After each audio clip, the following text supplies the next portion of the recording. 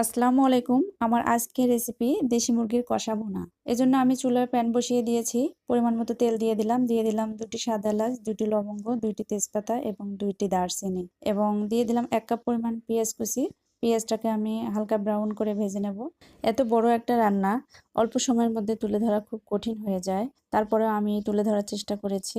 যারা নতুন রান্না করা শুরু করে দিয়েছেন কিন্তু অল্প সময়ে ভিডিও দেখে রান্না কমপ্লিট করতে চান, আমি শুধু তাদের কথা ভেবে এই ভিডিওটা বানিয়েছি।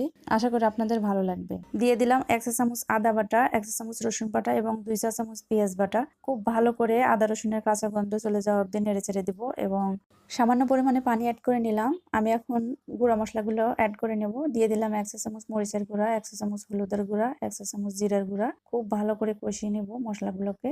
মুরগির মাংস কষানোতেই মজা। যত সুন্দরভাবে কষাবেন তত খেতে ভালো লাগবে। এ পর্যায়ে অ্যাড করে নিলাম ১ চা চামচ লবণ এবং একটি টমেটো কুচি। ভালোভাবে কষিয়ে